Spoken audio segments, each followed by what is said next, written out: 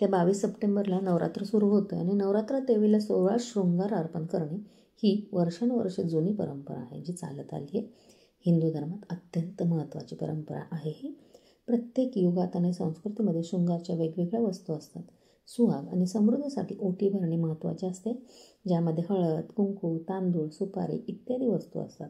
शृंगार अर्पण या शृंगाराच्या वस्तू आपले आरोग्य राखण्यासाठी सुद्धा खूप उपयुक्त आहेत, ज्या हार्मोन्स नियंत्रित करतात, स्त्रियांचे हार्मोन्स नियंत्रित करतात. नवरात्रामध्ये देवी आईला प्रसन्न करण्यासाठी कोणकोणते 16 शृंगार अर्पण करावेत?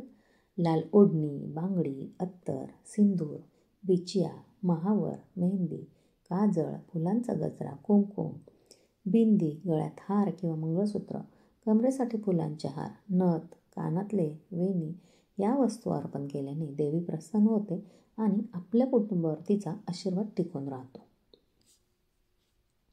हा 16 शृंगार परंपरेचा एक भाग आहे आणि देवीला प्रसन्न करण्याचा एक पारंपरिक उपाय आहे. देवीला या वस्तू अजिबात अर्पण करू नका. कसं म्हणजे कोणत्या वस्तू? लिपस्टिक, पावडर, आयलायनर, नेल पॉलिश यासारख्या वस्तू देवीला का अर्पण करू नयेत? कारण या वस्तू रसायनांपासून बनवलेल्या आहेत आणि या सौंदर्य प्रसाधनांचा कोणत्याही ग्रंथात उल्लेख आलेला नाही. म्हणून आपल्याला ह्या सगळ्याच्या वरती सांगितलेत ना, त्या वस्तू आपल्याला देवीला अर्पण करायच्या नाही आहेत. या नवरात्रामध्ये देवीच्या 16 शृंगाराचे फार महत्त्व आहे. आईला 16 शृंगार अर्पण करणे अत्यंत शुभ असून त्यामुळे सुख, समृद्धी वाढते आणि शाश्वत सौभाग्यही मिळते. देवीला 16 शृंगार अर्पण करण्यासोबतच महिलांनी 16 शृंगार स्वतःही करायचे आहेत. त्यामुळे आपले मन प्रसन्न राहते आणि देवीची कृपाही आपल्याला प्राप्त होते. आता नवरात्र संपल्यानंतर आपल्याला असा प्रश्न पडतो की ह्या ज्या देवीला अर्पण केलेल्या एवढ्या मनोभावे अर्पण केलेल्या वस्तू आपण काय करायच्या? तर यातल्या काही वस्तू आपण देवीच्या मंदिरात दान करू शकतो. सोबत काही वस्तू विवाहित महिलेला भेट स्वरूपात देऊ शकतो. देवीला अर्पण केलेल्या ह्या 16 वस्तूपैकी काही वस्तू आपण स्वतःसाठी प्रसाद म्हणून ठेवून घेतल्या पाहिजेत, कारण माँ दुर्गेचा आशीर्वाद आपल्याला प्राप्त होतो आणि प्रसाद पण मिळतो. म्हणून यातल्या थोड्याशा वस्तू आपणही ठेवून घ्यायच्या आहेत. जर का काही कारणांमुळे आपल्याला 16 शृंगार अर्पण करणे शक्य झाले नाही तर वाईट वाटून घ्यायचं नाही आहे. आपल्याला मनापासून काहीतरी अर्पण करायचं असेल तर यामधल्या कोणत्याही 5 किंवा 7 वस्तूंचे अर्पण आपण करायचं आहे. आपल्या देवीला अर्पण करता येतात 5 किंवा 7 वस्तू. देवीला सौभाग्यमध्ये शृंगाराच्या 5 वस्तू अर्पण करायच्या. तर मग त्या जर करायच्या असतील तर काय कराल? लाल रंगाचे वस्त्र घ्यायचं, टिकली, कुंकू, मेहंदी आणि लाल बांगड्या एवढं द्यायचं. आणि समजा जर तुम्हाला 7 द्यायचे असतील तर त्याच्यातच तुम्हाला अजून 2 वस्तू ॲड करायच्या, जसं की काजळ आणि पायातली जोडवी.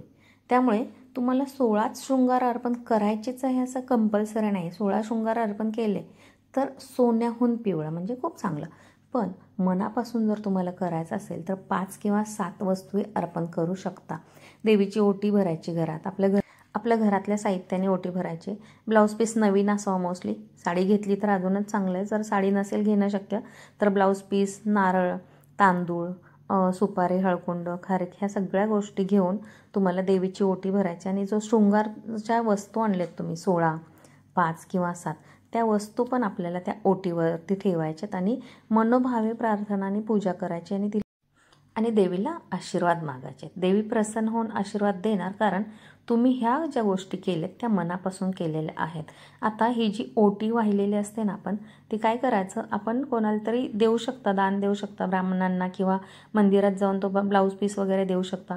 पैसे जर ठेवले असतील 11, 21, 51 रुपये एखाद्या मंदिरात द्या. किंवा जेव्हा पण तुम्ही तुमच्या कुलदेवताला जाणार आहात तेव्हा ती ओटी, जर तुम्ही लवकर जाणार असेल तर बरं का, वर्षानंतर जाणार असेल तर मग नको, लगेच जाणार असेल 1 महिन्याने 2 महिन्याने तर तुम्ही ती तुमच्या कुलदेवतेला वाहू शकता.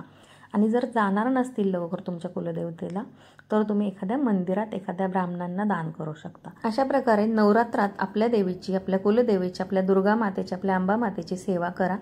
जेवढं जमेल तेवढं करा. सप्तशतीचा पाठ वाचा, रोज नवार्ण मंत्र म्हणा, तिची आरती करा, पूजा करा, देवीचे आशीर्वाद घ्या. आपण पुन्हा भेटूया, सप्तशतीचा पाठ घेऊन येणार आहे. तोपर्यंत नमस्कार. जय अंबे माँ, जय दुर्गा माँ. थँक्यू.